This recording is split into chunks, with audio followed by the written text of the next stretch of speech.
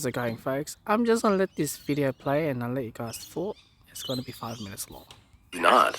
As of now, my body is healthy. All health indicators are roughly normal. I have no children purely because I can't afford them. I mean, I can support them in terms of survival, but I can't raise them well. If it were only a matter of adding a pair of chopsticks, a bowl of rice, and raising children to work in a farm field, I have more than enough. But if I were to provide them with a scientific diet of safe, non-polluting staple foods and complementary foods, vitamins, and nutrients to arrange preschool tutoring classes, or if I were to have them learn piano, dancing, English, painting, and swimming, to have them work out in a gym and attend a private school, to have private lessons at home when teachers don't teach at school, or when they fail to get into a university of 985, I was able to send them overseas to study, and when they returned, I would have their wedding gifts ready and help them buy a home with 2 bedrooms plus a car, and finally, they gave me some fat little grandson. If I were to raise children by these standards, I can't do it. Maybe people would ask why you need to meet those standards. Who is forcing you? If you can't afford private schools, then attend public schools. If you can't afford piano lessons, then learn some folk art like clapper talk. Problem solved. Nope, that won't do. Who is forcing me? The general environment. Everyone is doing it. Can you avoid it? As the saying goes, do you want your children to lose on the starting line?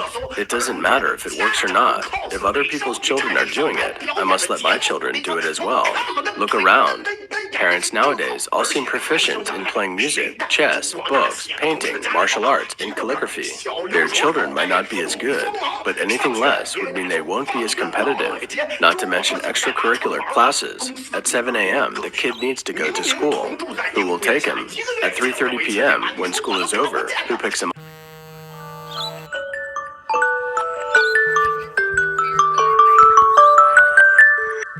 The teacher invites parents to school all the time. Who can make it? Who will keep an eye on the kids' homework every day?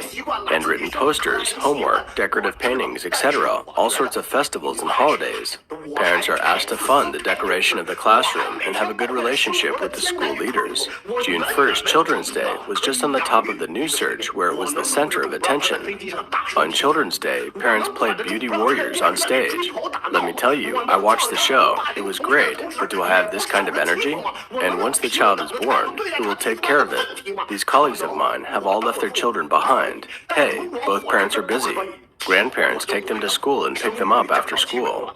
On weekends, they say they want to take their children out to play, but the company needs you more than the children. We live under the same roof, but the children don't see their parents even once a month. Look, if I never see my child, what's the point of having a child? So far, I don't feel that I am ready to be a parent. Everyone advises me to have my own children and that I'll get used to it after a while. Your own children are cute. You will enjoy them. I know, but I still feel that I am a child myself. I am too selfish and childish. I complain about the hardships and difficulties of life every day. I am far from mature enough to raise a human being. Can I keep him from crying out on the flight? Can I keep him from running and goofing around in the movie theater? Can I teach him not to bully his classmates and not to be bullied at the same time? Can I treat him as an equal when he asks questions? Maybe I would be okay to be a parent, but if I don't think I could, then I don't deserve to be a parent. The fertility rate is declining, and people like me are to blame. It's projected 7 million or so new births in 2024. I can hardly imagine giving birth to a child and exhausting myself with my time, wealth, energy, and patience to raise him to adulthood. The day he graduates from college, I would call him to my side and tell him, "Son, you have grown up. Next, your father will pass on all his life skills and the art of ass-kissing. Now go and take the beating of society and face the test of life. I, at the same time, need to go to work overtime as I am not 65 yet and still must work. If we were lucky, we would work in the same office building. On the 11th floor, I am working overtime. On the 18th floor, my child is working overtime. At 12 o'clock at night, we, father and son, would carpool back to the home where we had just finished paying off the mortgage. On the weekend, we all get together to discuss how to get him a mortgage. I've always been asked, aren't you afraid that no one will take care of you when you get old? I don't have children, so I can burden them. Moreover, even when I get old, he would still have to work overtime, right? He must make money, right? So raising a child doesn't protect you at old age. Having money gives you protection at old age. I was also advised, shouldn't you consider it again? It's actually not as complicated as you think. So I have stopped thinking about this issue.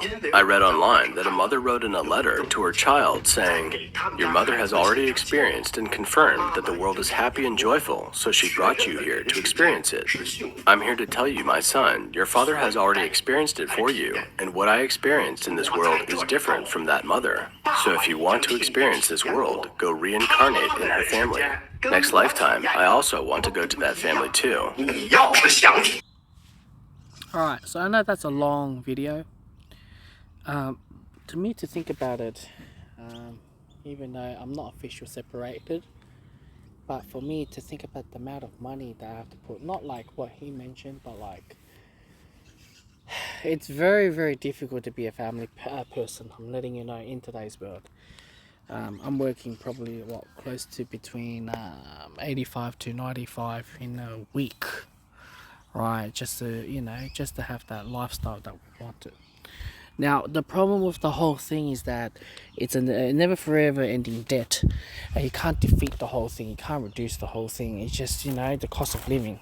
Australia is number 10 in the world of the highest cost of living. And, cost of living is going to go up. Mortgage is going to go up. And what about your income? That means you're just going to work more hours, more different jobs to stay afloat in today's world. To me, to think about it, I always think a lot of times that I wanted my daughter Clara to go to a private school. I've always wanted my daughter to have something better. But in reality sense, that means I have to work even more and not spending time with my daughter. What really got me is that even though it's been 2 weeks being separated with my partner, the part that picking up the kids and, picking and dropping the kids from the school or after school, whatever, it is a lot, to think about. I honestly thought I've got into the right family, but obviously to think about it, someone has to give in. I'm not here to say what's good or what's bad. I'm just letting you guys know in the reality sense, the cost of living, everything, it crumbles everything, what you planned. And what on that video, I'm Chinese myself, and I understand what he's saying about to be the, the Chinese social, the norm of a good family. You have to do X, Y, and Z. And if you don't do that, you've been looked down upon. And this is where it becomes a problematic. So yeah, that's what I can say on this video. So it's very difficult to be a family man in today's world, and especially for us men to go through. It's above and beyond.